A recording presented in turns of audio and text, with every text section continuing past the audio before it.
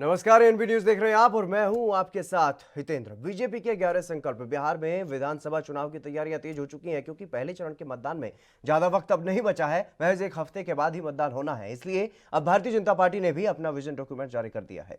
पटना में वित्त मंत्री निर्मला सीतारमण ने बीजेपी के घोषणा पत्र को जारी किया है, जिसमें आत्मनिर्भर भारत के रोडमैप की बात कही जा रही है। बीजेपी के 5 सूत्र, 1 लक्ष्य और 11 संकल्प इस घोषणा पत्र में है। बता दें कि भाजपा का घोषणा पत्र प्रमुख दलों और विपक्षी महागठबंधन के बाद सामने आया है। इसके पहले बीजेपी की सहयोगी पार्टी जेडीयू ने 7 निश्चय पार्ट 2 के नाम से अपना घोषणा पत्र जारी किया और लोजपा ने भी एक दिन पहले ही बिहार फर्स्ट, बिहारी फर्स्ट के नाम से विजन डॉक्यूमेंट जारी किया है। और वहीं कांग्रेस और विपक्षी महागठबंधन ने पहले ही अपना घोषणा पत्र सार्वजनिक कर दिया था।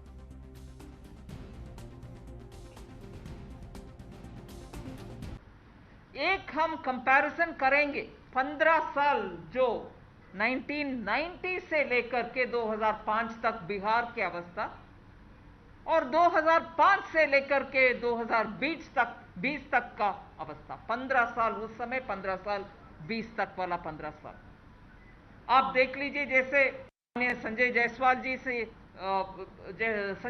जी ने सही कहा, बजट का साइज मतलब बिहार का इकोनॉमिक अफेयर्स का साइज देख लीजिए।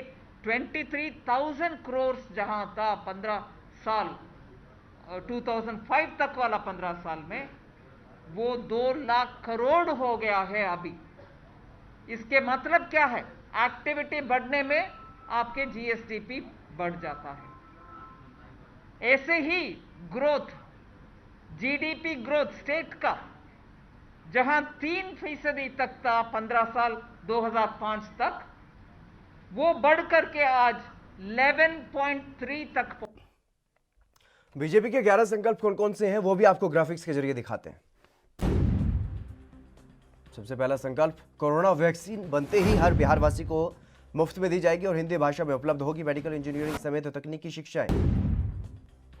1 साल में कुल 3 लाख नए शिक्षकों की भर्ती करने का वादा भी किया गया है बीजेपी की तरफ से।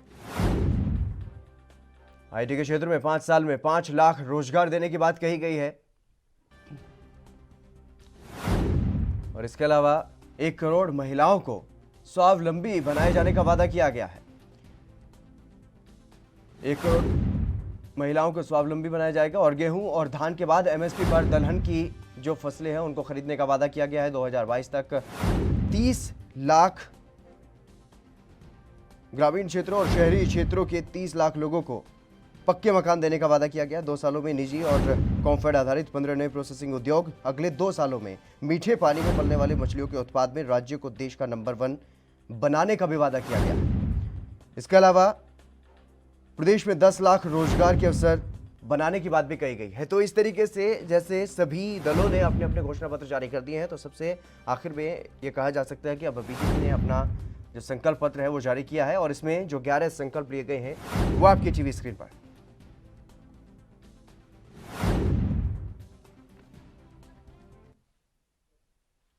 तो इससे पहले आपको बता दें कि सभी दलों की तरफ से अपने अपने घोषणा पत्र जो है वो जारी किए जा चुके हैं और अब बीजेपी ने भी अपना घोषणा पत्र जो है वो जारी कर दिया है। और आपको बता दें, महागठबंधन के घोषणा पत्र में पहली कैबिनेट में 10 लाख रोजगार देने की बात कही गई है और परीक्षा के लिए जो आवेदन फॉर्म भरे जाते हैं उनकी फीस माफी और परीक्षा केंद्रों तक जो किराया लगता है उसको भी माफ करने की बात की गई है। और जो पलायन का सबसे बड़ा मुद्दा कोरोना महामारी के समय में उठा था उसको भी उठाया गया है महागठबंधन की तरफ से, उसको कम करने पर उन्होंने वादा किया है। और शिक्षकों के लिए समान काम समान वेतन का वादा किया गया है।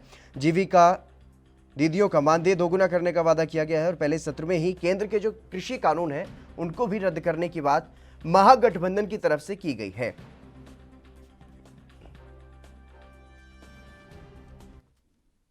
हरि पाठक हमारे संवाददाता इस खबर पर अधिक जानकारी के साथ हमारे साथ जुड़ गए हैं। हरि पाठक, किस तरीके से देखते हैं जिस तरीके से सभी प्रमुख जो राजनीतिक दल हैं उनकी तरफ से अपने अपने घोषणा पत्र जो है वो जारी कर दिए गए हैं, क्या कुछ फर्क दिखाई दे रहा है? किसका पलड़ा वादों में भारी दिखाई दे रहा है? किसके वादे हवाई दिखाई दे रहे हैं और किसके वादों में कुछ दम दिखाई दे रहा है? तरफ से बारी बारी करके सभी राजनीतिक पार्टियों ने अपने घोषणा पत्र को किया। पहले एलजेपी ने किया, फिर भाजपा ने किया, फिर कांग्रेस ने किया, लेकिन सभी के एजेंडों में लगभग सिमिलर एक ही तरह की बातें सामने नजर आ रही है। भाजपा जहां तक मुख्य रूप से अगर बात की जाए तो वो केंद्र की योजनाओं को गिनाने में लगे हुए हैं। जी और कांग्रेस की बात की जाए तो कांग्रेस अपने पुरानी विचारधाराओं पे चली आ रही है। वहीं पे लोजपा की अगर बात की तो लोजपा पूरी तरह से विकास की बातों को, नवयुगों को लेकर पूरी तरह से अपने एजेंडे को सामने रखी, अपने घोषणा पत्र में रखी जी बिल्कुल मुख्य एजेंडा बनाया है। जी जी। जिस तरीके से आपने बताया कि कहीं ना कहीं इस सभी के जो घोषणा पत्र हैं उनमें लगभग लगभग एक जैसी ही बातें हैं, लेकिन फिर भी किसके वादों में ज्यादा दम दिखाई दे रहा है, क्योंकि जिस तरीके से महागठबंधन का जब घोषणा पत्र जारी हुआ तो उस पर काफी तंज कसा गया था कि किस तरीके से इतने रोजगार एक साथ दिए जा सकते हैं, पहली ही कलम से इस तरीके का फैसला कैसे लिया जा सकता है। लेकिन अब जो बीजेपी ने अपना घोषणा पत्र जारी किया है उसमें भी कहीं ना कहीं इसी तरीके की बातें हैं। अलग अलग तरीके से उन्होंने वर्गीकृत कर दिया है रोजगार देने के मसलों को, और 5 साल में इन्होंने इतने ही रोजगार देने की बात कही। जी, जहां तक अगर भाजपा की बात की जाए तो भाजपा ने जो अपने घोषणा पत्र किए हैं, या पूरी तरह से कहा जाए कि एनडीए की तरफ से अगर जो बातें सामने आ रही है वहां पर नल जल और जो तमाम तरह की बातों को मुख्य रूप से प्राथमिकता दी गई है और केंद्र की योजनाओं को प्राथमिकता दी गई है, वहां पर पूरी तरह से बिहार को दरकिनार किया गया, बिहार को कहीं मुख्य तौर पर सामने नहीं रखा गया। वहीं पर इस पर ही चुटकी लेते हुए लोजपा की तरफ से जो घोषणा पत्र किए गए वहां पर उन्होंने युवाओं को एक तरह से अपने, क्योंकि लोजपा प्रमुख भी युवा है, जिसकी वजह से उन्होंने बिहार के युवाओं को अपने तरफ आकर्षित करने के लिए रोजगार की बात की। वहीं तेजस्वी यादव ने भी रोजगार की बातों को करते हुए अपनी बात कही है कि हाँ, अगर हमारी सरकार आती है तो हम युवाओं को रोजगार देंगे। वहीं पर पप्पू यादव की तरफ से भी कुछ बातें सामने आ रही। पप्पू यादव भी कह रहे हैं कि अगर मौका मिलता है तो हम बिहार के लोगों के लिए एक नई चीज, जिस तरह से उन्होंने बाढ़ के समय बाढ़ पीड़ितों के लिए काम किया था, तो उस हिसाब से कह रहे हैं कि बिहार के लिए अगर हकीकत में कोई चेहरा है तो हम ही एक चेहरा है। इस तरह की बातें सामने आ रही हैं। जी लगातार जिस तरीके से हरि पाठक जी वहां पर जो स्थिति बनी हुई है बिहार में, और चुनाव के लिए अब ज्यादा वक्त नहीं है, सिर्फ 1 हफ्ते का ही वक्त है जब वहां पर मतदान होना है पहले चरण के लिए, और उससे पहले सभी पार्टियों ने अपनी अपनी कमर कस ली है। लेकिन जिस तरीके की जो स्थिति फिलहाल वहां पर देखने को मिल रही है,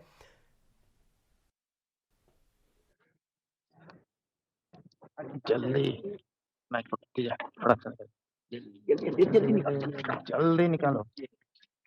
देखिए तुम जल्दी निकालो, कान में लगाइए।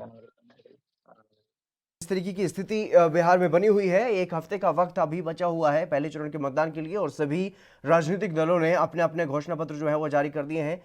5 सूत्र 1 लक्ष्य 11 संकल्प। आज भारतीय जनता पार्टी ने अपने घोषणा पत्र में 11 संकल्प जो हैं वो रखे हैं, जो आत्मनिर्भर बिहार की बात जिसमें की जा रही है, क्योंकि आत्मनिर्भर भारत जिसके बारे में प्रधानमंत्री नरेंद्र मोदी अपील कर चुके हैं पूरे सभी देशवासियों से, और उसी को प्रमुखता से आगे रखा गया है बिहार के अपने घोषणा पत्र में भारतीय जनता पार्टी की तरफ से। और वहीं महागठबंधन ने जिस तरीके से केंद्र सरकार के खिलाफ तंज कसते हुए, और जो केंद्र सरकार की जो योजनाएं जिनमें कहीं ना कहीं जो नीतीश सरकार है बिहार में फेल हुई है कोरोना महामारी के समय में, उसका जो है मुद्दा बनाया है, प्लान को रोकने का काम करने की बात उन्होंने कही है, और केंद्र सरकार के जो किसान कानून है उनको भी रद्द करने की बात कही गई है महागठबंधन की तरफ से। और वहीं अगर कांग्रेस के अपने अलग घोषणा पत्र की बात की जाए तो उसमें किसानों का कर्ज माफ, गरीबों का बिजली बिल माफ, इस तरीके के वादे किए गए हैं। और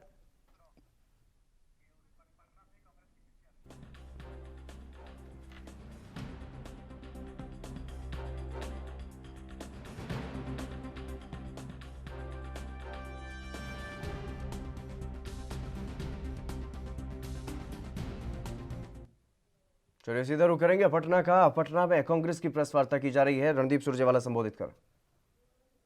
साबित हुआ है, आइए इसे सिलसिलेवार देखें और मैं बहुत कम आपका समय लूंगा।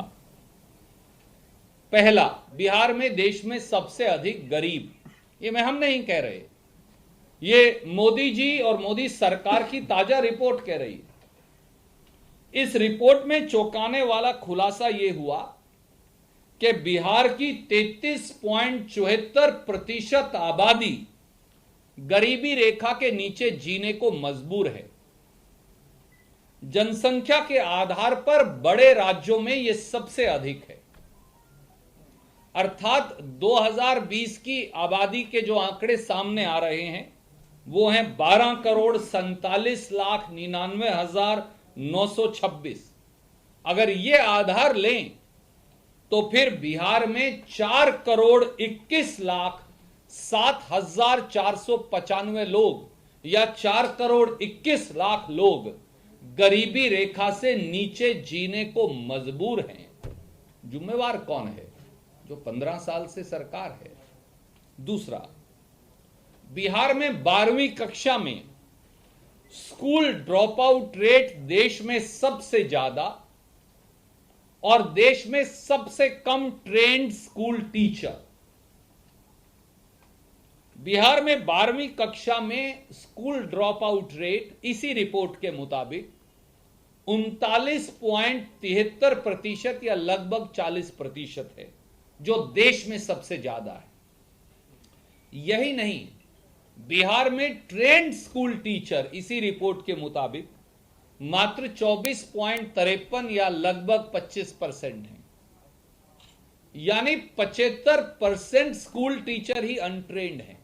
तो फिर नौनिहालों के भविष्य का क्या होगा? जिम्मेवार कौन है? ये सरकार है।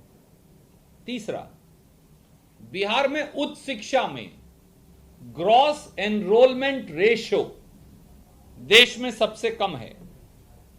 मोदी सरकार ने रिपोर्ट में बताया कि नीतीश कुमार सरकार की बदहाली का यह आलम है कि बिहार में उच्च शिक्षा का ग्रॉस एनरोलमेंट रेशियो, और चौंकिए मत, केवल 13.6% है, जो देश में सबसे ज्यादा है, सबसे कम है। चौथा, स्कूलों में बेटियों के लिए बनाए जाने वाले शौचालयों में भी आखिरी पायदान पर है बिहार। देश में बिहार एकमात्र ऐसा राज्य है बड़े राज्यों में जहां 8,727 स्कूलों में बेटियों के लिए शौचालय की व्यवस्था नहीं। बेटियां स्कूल जाएंगी कैसे? कौन जिम्मेवार? आज की सरकार। पांचवा, बिहार में सर्वाधिक बच्चे कुपोषण के शिकार। बिहार में 42% बच्चे कुपोषण के शिकार हैं और अविकसित हैं, जो देश में सबसे ज्यादा है। अर्थात ऐसे बच्चों की संख्या 80,36,264 है। और यही नहीं, जो 5 साल से कम बिहार का भविष्य हमारे नौनिहाल हैं, हमारे बेटे बेटियां हैं, उनमें 43% बच्चे एनीमिक हैं, यानी उनमें खून की कमी है। यानी अगर ये सही है तो फिर बच्चे खून की कमी से जूझ रहे हैं। कौन है जिम्मेवार? आज की सरकार। छठा, बड़े जो राज्य हैं उनमें एनीमिक महिलाओं यानी खून की कमी से की शिकार सबसे अधिक गर्भवती महिलाएं भी बिहार में हैं। जब मां पुष्ट नहीं होगी, पोषित नहीं होगी, तो बेटा और बेटी किस प्रकार से अच्छा जन्म लेंगे और बढ़ेंगे? मोदी सरकार की रिपोर्ट के मुताबिक 15 से 49 वर्ष की, क्योंकि लगभग गर्भवती होने की यही आयु है, 58% महिलाएं एनीमिक हैं, यानी कम खून की शिकार हैं, यानी कुपोषित हैं। यह देश में सबसे अधिक है। महिला कुपोषण का इससे अधिक बड़ा सबूत क्या होगा? यह हम नहीं कह रहे, यह मोदी सरकार कह रही है। कौन है जिम्मेवार? जदयू भाजपा सरकार। सातवां, मनरेगा में मेहनतकश मजदूरों को देश में सबसे कम काम बिहार में मिलता है। मोदी सरकार के मुताबिक बड़े राज्यों में मनरेगा मजदूरों को काम की मांग के बावजूद सबसे कम काम देने वाला राज्य बिहार है। रिपोर्ट में बताया कि 22.75% या लगभग 23% मनरेगा मजदूरों को मांगने पर काम मिला ही नहीं। और मैंने ये सोचा क्योंकि रिपोर्ट को आए कुछ माह बीत गए तो आज के आंकड़े भी आपको दे दूं जो अब मनरेगा पोर्टल पर है। आज के आंकड़े और ज्यादा मित्रों चौंकाने वाले हैं। उसके मुताबिक मनरेगा पोर्टल के ताजे आंकड़ों के मुताबिक बिहार में 78,48,000 एक्टिव मनरेगा मजदूर हैं जिन्हें अप्रैल से अक्टूबर तक 34 दिन का काम ही ऑफर किया गया है या दिया गया है। 34 दिन के काम की औसत अगर मैं लगाऊं हर मजदूर के लिए और उसे काम दूं तो 51.65% या 52% मनरेगा मजदूरों को काम ही नहीं मिला। यानी 40,53,883 मनरेगा मजदूरों को इस संकट काल के अंदर भी काम नहीं मिला। 34 दिन का काम भी। 8वां, बिहार में बैंकों की सुविधा और पहुंच देश में सबसे कम है। मोदी सरकार की रिपोर्ट के मुताबिक बिहार में 1 लाख लोगों पर सिर्फ 7 बैंक या बैंक जैसी व्यवस्था है जो देश में सबसे कम है। 9वां, बिहार में महिलाओं की लेबर फोर्स में भागीदारी देश में सबसे कम है। मोदी सरकार की रिपोर्ट के मुताबिक बिहार में फीमेल लेबर पार्टिसिपेशन रेट, चौंकिए मत, मात्र 2.8% है जो देश में सबसे कम है। कौन है जिम्मेवार? जदयू भाजपा सरकार। 10वां, और मैं केवल 2 और आपको दूंगा और फिर सवाल लूंगा। बिहार में 16 साल से 64 साल के बीच की आबादी के लिए काम की उपलब्धता सबसे कम है। यही आबादी है जो सबसे प्रोडक्टिव है, यही आबादी है जो काम मांगती है, यही आबादी है जिसे रोजगार और काम चाहिए।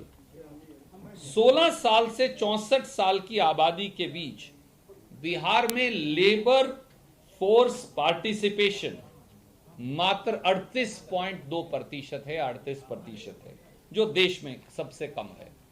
और एक और चौंकाने वाली बात नजर आई। बिहार में 139 शहर हैं। इन 139 शहरों में सॉलिड वेस्ट ट्रीटमेंट, सारे शहर नीतीश बाबू ने कूड़ेदान बना दिए हैं। कूड़े के ढेर पहले दिखते हैं, आबादी बाद में। इन 139 शहरों में सॉलिड वेस्ट ट्रीटमेंट 0 है, यानी एक भी नहीं, 0।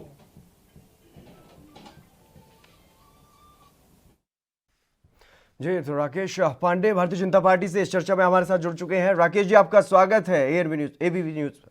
धन्यवाद जी राकेश जी, जिस तरीके से आज जो देखने को मिला, जिस तरीके से आज आपने 11 संकल्प जो है वो जारी किए हैं और अभी रणदीप सुरजेवाला जो है वो तमाम आपकी नाकामियों को गिना रहे थे। जिस तरीके से उन्होंने बताया कि जो 34% गरीब जो लोग हैं वो बिहार में हैं और जिस तरीके से जो भी वहां पर जो नाकामियां हैं उनको वो गिना रहे थे। और इससे देखने से पता चलता है कि जो कुपोषण के शिकार है वो भी सबसे ज्यादा बिहार में है। और आपने जिस तरीके से अपना जो 15 साल का जो कामकाज है उसका भी आपने ये दिखाया है कि 15 साल जो पहले महागठबंधन के रहे और 15 साल जो एनडीए के रहे उसमें क्या कुछ अलग अलग चीजें जो है वो देखने को मिली हैं। तो प्रति व्यक्ति आय में अगर बात की जाए तो 8,000 रुपये पहले आपने दिखाई है और अब 43,000 रुपये 43,822 रुपये जो है वो अब दिखाई गई है प्रति व्यक्ति आय। लेकिन जो बिहार की स्थिति है वो अभी भी जो है गरीबी रेखा से नीचे जो है वो बहुत ज्यादा संख्या में वहां पर लोग हैं। तो किस तरीके से विकास होगा, किस तरीके से आत्मनिर्भर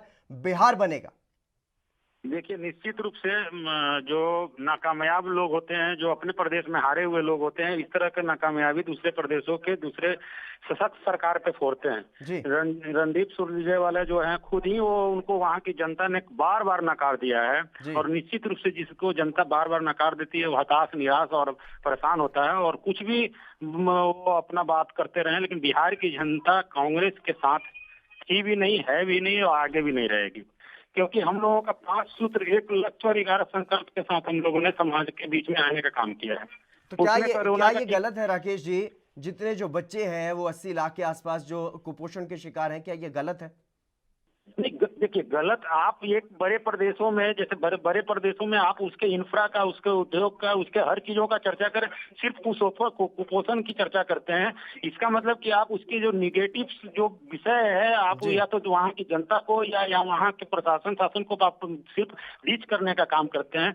हम लोगों ने पुल दिया, पुलिया दिया, हर चीजों को दिया, तो आप कम से कम आप बताएं ना कि हमने दिया। हम बोलते हैं कि राजस्थान में राकेश जी 15 साल से किसकी सरकार है वहां पर? और जिस तरीके से आपने ये बताया है, जिस तरीके से आपने बताया कि अगर ये अलग अलग राज्यों की अलग अलग स्थितियां होती हैं, तो ऐसी स्थिति बनी क्यों है बिहार में? क्या 15 साल में ऐसा कुछ नहीं कर पाए कि जो पलायन होता है, जो पलायन का जो सबसे बड़ा मुद्दा रहा, वही आपके संकल्प में नहीं है? नहीं, पलायन का मुद्दा, एक बात बताइए कि हमारा एक राष्ट्र श्रेष्ठ राष्ट्र का हमारा संकल्प है। हमारा देश एक है, और हमारे देश में यदि हरियाणा के भाई यदि बिहार में काम करते हैं, तो हम लोग उसको पलायन कैसे मान लें कि हरियाणा से पलायन है? हम लोग एक देश में कहीं भी खाने कमाने के लिए यदि बिहार के लोग खाते कमाते हैं, तो भिक्षाटन करके तो खाते नहीं कमाते हैं। वहाँ पे यदि हरियाणा में या दिल्ली में कोई अपना रोजगार करता है या कमाता है, तो वो रोजगारित करता है। स्टार्टअप के जरिए हम लोगों ने रोजगार देने का काम किया। हम लोग हर विषय में हम लोग कौशल स्किल करके हम लोगों ने लोगों को रोजगार देने का काम किया। दूसरे प्रदेशों में भी जाकर रोजगारित होने का काम किए। तो ये सब चीजें रणदीप सुरजेवाला को नहीं दिखेगा, क्योंकि बिहार की मिट्टी को उन्होंने बहुत नजदीक से देखा नहीं, और जिस मिट्टी पे वो थे उस मिट्टी ने उनको नकार दिया है। तो उनकी बात हम भी नहीं करेंगे। हम तो सिर्फ ये कहेंगे कि एक श्रेष्ठ बिहार बनाने की जो परिकल्पना है, उसमें हमारा और आपका साथ है, और हम लोग निश्चित रूप से उस परिकल्पना पे आगे बढ़ेंगे, और एक श्रेष्ठ बिहार बनाने पे अगले 5 वर्षों में आप लोगों को भी गर्व होगा कि बिहार कहाँ था और कहाँ आज पहुंचा है। क्योंकि बिहार की पहले की जो स्थिति थी और आज के काल में जो स्थिति है, उसमें आप लोगों को भी लगता होगा कि बिहार में विकास जरूर है, लेकिन जिस रफ्तार में विकास है, उस रफ्तार की गति और देने की जरूरत है। उस गति जी को जी, माननीय इसी बीच हमारे साथ मुख्यमंत्री जी, निर्मल वर्मा कांग्रेस से जुड़ गए हैं। निर्मल जी, आपका स्वागत है एनबी न्यूज पर। निर्मल जी, क्या आप मेरी आवाज सुन पा रहे हैं?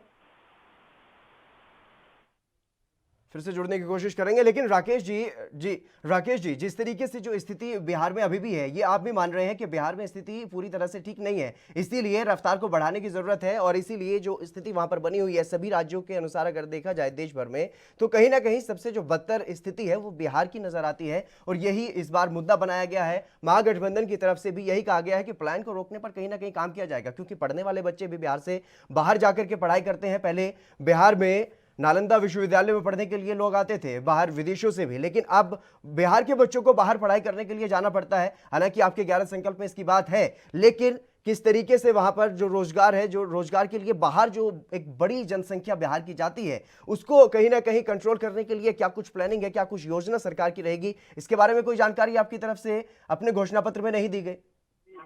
जी देखिए, निश्चित रूप से आपने जो बात कही है, आपने जो बात कर रहे हैं जी, वो चीज आप एक बिहार का भी आपने भी चर्चा किया कि बिहार में विकास है। बिहार की रफ्तार में मैंने जो बात किया, बिहार की रफ्तार की गति भी ठीक है। आज की स्थिति और परिस्थिति ये है कि आप जो पूर्व के काल में, आज आपने जो चर्चा किया कि बाहर के प्रदेशों में शिक्षा के लोग जाते हैं, तो आज कटक के अंदर वो किसी भी ऐसा प्रदेश नहीं जिसका समागम कटक में नहीं है। तो क्या वो दूसरे प्रदेश शिक्षा नीति में पीछे हैं, पिछले पायदान पे?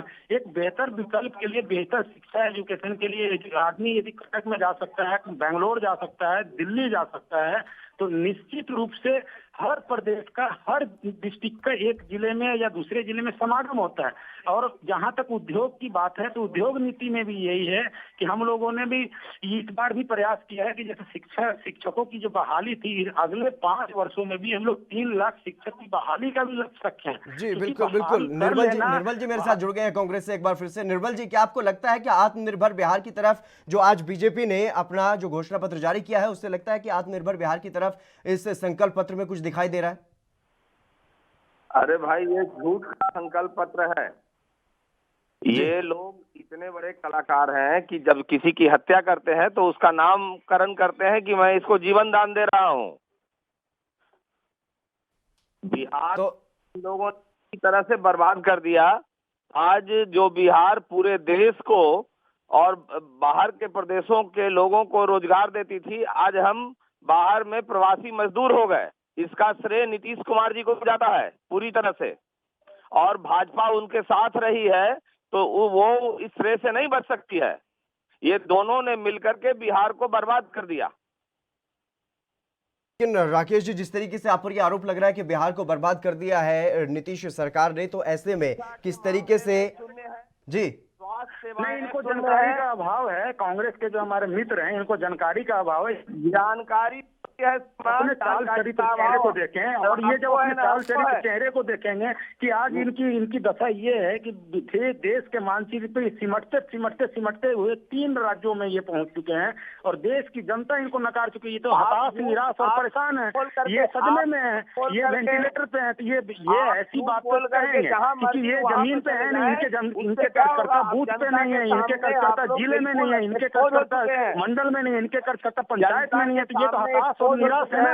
जब ये हताश और निराश व्यक्ति होता है तो इसी तरह का दिवालिया इस तरीके से अगर दोनों एक साथ बोलेंगे तो कुछ समझ नहीं आएगा। निर्मल जी और राकेश जी, आप दोनों से मेरी ये अपील है कि कृपया करके एक एक करके अपने विचार रखिएगा।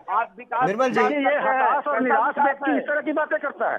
जब इस व्यक्ति को समझ में आना कि कांग्रेस की अस्तित्व आज बिहार की जनमानस और धरती पे बिखर चुका है, विखंडित हो चुका है। इनके बूथ पे इनके लोग नहीं है, इनके पंचायत स्तर पे इनके लोग नहीं है, मंडल में इनके लोग नहीं है, इनके लोग डिस्ट्रिक्ट में ये डिस्ट्रिक्ट के अंदर इस बात से क्या फर्क पड़ता है राकेश जी? दिया जाए तो निर्मल जी के पसीने छूट जाएंगे। राकेश जी, इस बात से क्या फर्क पड़ता है कि इनके लोग कहाँ है कहाँ नहीं है? फर्क इस बात से पड़ता है कि बिहार की जनता किससे खुश है और किससे नहीं। निर्मल जी, जिस तरीके से ये 11 संकल्प आज लिए हैं बीजेपी ने, 11 जो संकल्प रखे गए हैं मेन, उसमें जिस तरीके से रोजगार की बात की गई है, जिस तरीके से आत्मनिर्भर बिहार की बात की गई है, क्या आपको ऐसा लगता है कि बिहार में जो विकास होना चाहिए वो अब आगे बढ़ेगा, या फिर जिस तरीके से 15 सालों से अब तक जो विकास चल रहा था, क्या उससे जनता में नाराजगी है जिस तरीके का काम 15 सालों में हुआ है? निश्चय पे काम हम लोगों ने किया ना, 7 निश्चय पे काम किया। बिहार की जनता के बीच में आप यदि सर्वे कराते हैं तो जनमानस और जनता हमारे साथ है। ये लोग सिर्फ विधवा विलाप कर रहे हैं। इन लोगों के पास अब बचा कुछ नहीं है, क्योंकि इनके पास बिहार की जनता ने इनको नकार चुका है और ये आगामी काफी समय से ये नंबर 4-5 की लड़ाई लड़ रहे हैं। तो ऐसे लोग जो लड़ाई लड़ेंगे मुख्यधारा में जो लोग होंगे उनको उनके क्रिटिसाइज करेंगे ही करेंगे। इनके पास बोलना है राकेश जी, ज्यादा वक्त नहीं है ना, इनके पास विजन बचा है। हमारे पास विजन है। हम आने वाले 5 वर्षों में निश्चित रूप से बिहार को विकसित बिहार बना के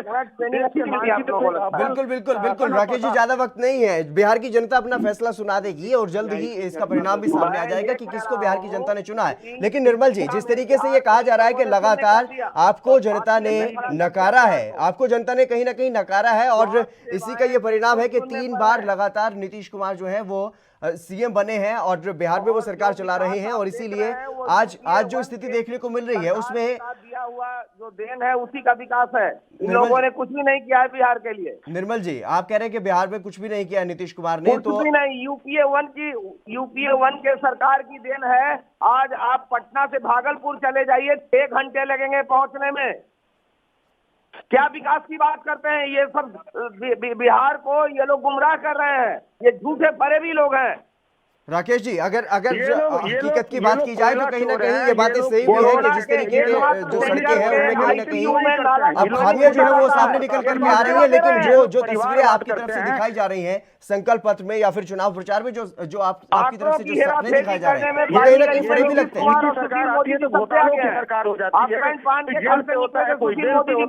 सरकार और इनके गठबंधन के लोग इसी तरह का काम करते हैं। चिदम्बरम जी अंदर जाते हैं, बाहर जाते हैं। जब इनके चिदम्बरम अंदर जाते हैं तो ये लोग विधवा विलाप करने लगते हैं। इनके हर लोग जेल पे घूम रहे हैं और ये लोग दूसरे का नरेंद्र मोदी जी भी अंदर जाएंगे।